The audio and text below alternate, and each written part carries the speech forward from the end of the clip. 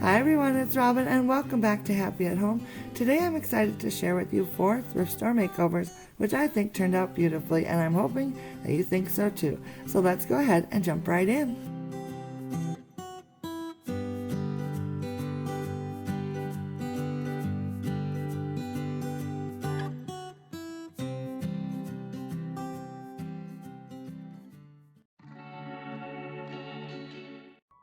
The next project is a frame I picked up at the thrift store for $2.99.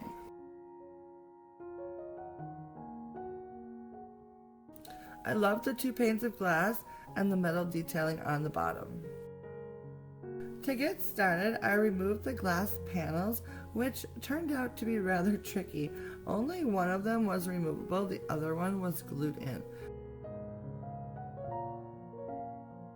I then applied some black paint to the frame to serve as a base coat.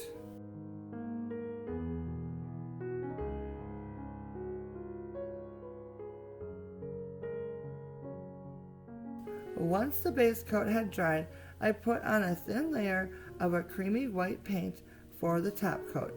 I then scraped it off with a paint scraper.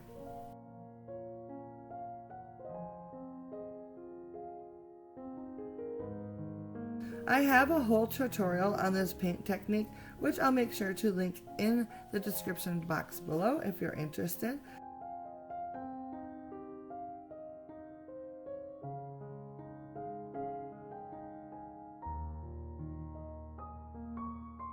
I repeated the process of adding paint and then scraping it off on all 4 sides of the top of the frame.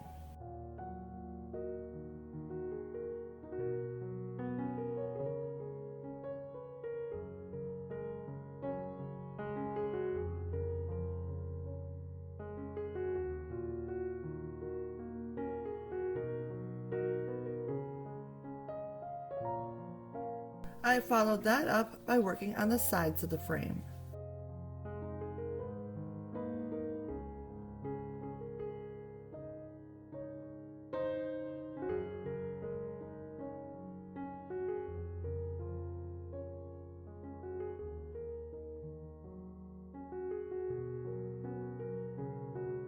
Once the paint was dry, I used a small piece of sandpaper to remove a little bit more of the top coat from along the edges of the frame and anywhere else I wanted to show more of the base color.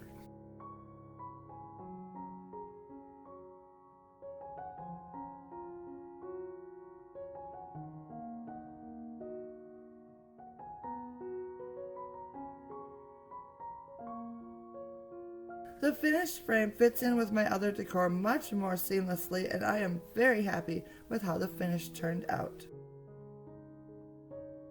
I am currently using it on my hutch, where it works wonderfully to hold a favorite photo.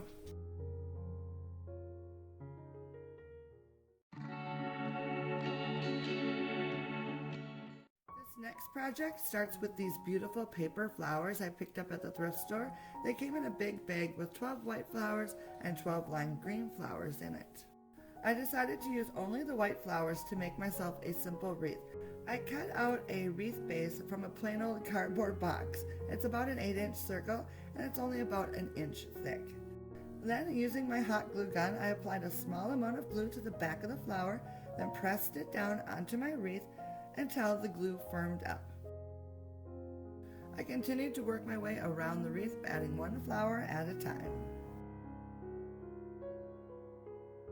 Keep in mind that this project would work really well with other types of flowers as well.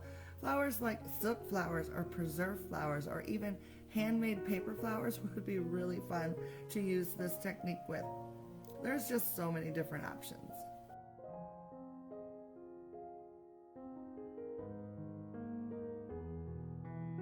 Once the flowers were all attached, I flipped the wreath over and threaded a piece of ribbon between 2 of the flowers and around to the back side of the wreath, where I added some glue to the base and secured one end of the ribbon.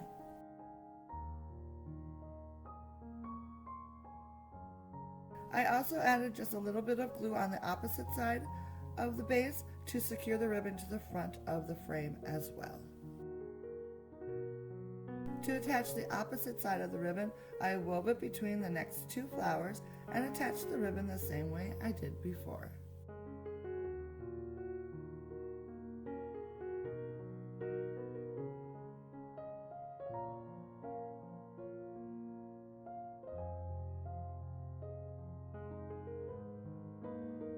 And finally, I trimmed off the excess ribbon, and my wreath was complete.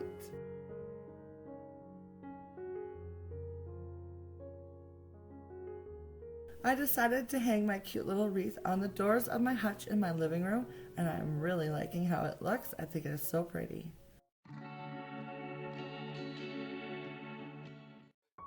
Next, I wanted to use the green flowers to make something, so along with the flowers, I grabbed a styrofoam ball to use. I added a small amount of glue, then pressed and held the flower in place till the glue firmed up. I continued on adding one flower at a time to the top half of the styrofoam ball. Once the top half was filled in nicely, I grabbed a teacup and placed the floral ball inside. And finally, I took some tiny flowers in small clumps and tucked them in between the large flowers to fill any gaps. I used the tiny flowers to fill any of the gaps between either the flowers themselves or the flowers and the teacup, and it worked really nicely. And that was it. A sweet little floral arrangement was complete. So I've decided to use this arrangement on my hutch for right now, and I am very much enjoying how it turned out. The final project for today is this gorgeous side table. The table itself was very solid, but the finish on it had some major problems that needed to be repaired, so I figured giving this a makeover would be a good thing to do. So the first thing I did was remove all of the hardware. I decided to remove all the old stain and lacquer from the top of the table using Citri Strip. It's a stripping gel made for paint and varnish, which is safe to use indoors.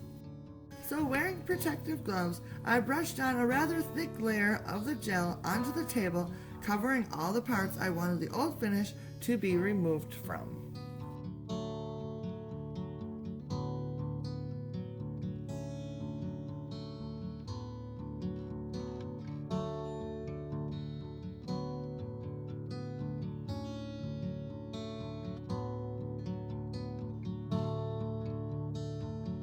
Once I felt like I had the gel spread out nicely over the whole tabletop, I let it sit for about a half hour or so. After allowing the gel to do its work, the tabletop was looking like this.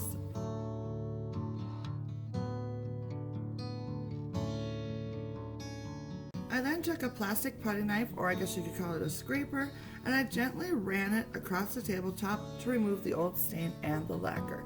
This part did not take very much elbow grease at all, just a little pushing, and as you can see, I just kind of pushed it all to the middle and into a big pile.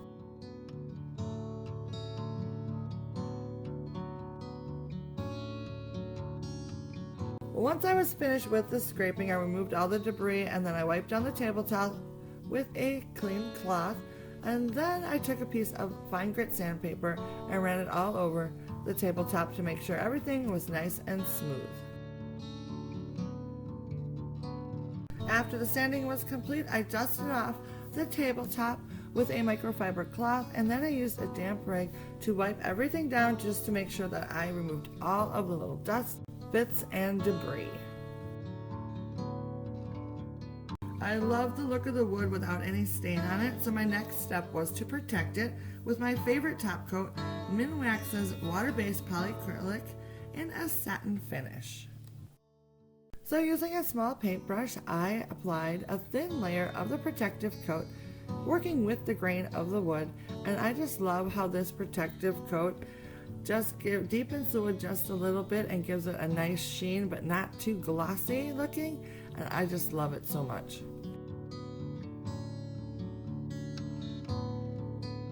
All in all, I gave the tabletop 3 coats of the finish, making sure to lightly sand between coats and remove all of the dust debris before adding the next coat.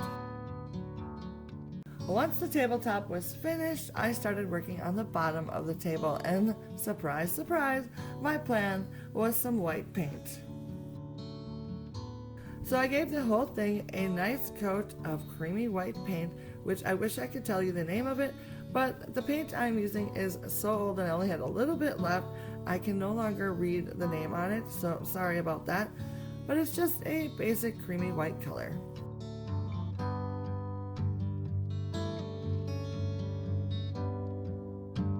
I applied a second coat of the paint as well after making sure that it had dried for like 2 days, because I wanted to make sure that it was nicely dried and hardened before I added the top coat. And then of course no painting project of mine is complete until there's been a little distressing. So I took some fine grit sandpaper and ran it along the edges where I wanted to remove some of the paint to allow the base color to show through. And I love how it turned out. When the sanding was complete, I wiped it all down to remove any of the dust particles, and then I gave the table a coat of the same protective finish that I used on the top of the table, since it works wonderfully on top of painted wood as well. It was then time to replace the hardware, but they needed some cleaning, so I decided to try the Barkeeper's Friend after so many of my lovely subscribers had suggested it, and wow, this stuff is amazing. The original hardware was very grimy feeling and it had some oxidation spots, but after using the cleaner I was so shocked. It almost worked a little too well because it took all that patina away, but it also got rid of the oxidation spots, which is really what I wanted to do. So they are looking practically brand new at this point. So after I had both handles fixed up and cleaned up, I added them back onto the table and my project was complete. And here's the look at the finished table, all decorated and in the corner of my dining room.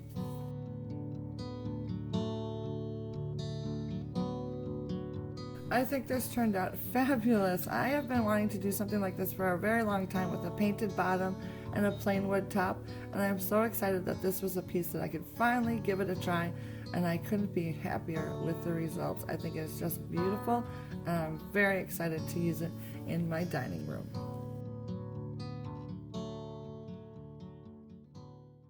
So I hope you enjoyed today's video and found at least a couple of these projects to be helpful for you.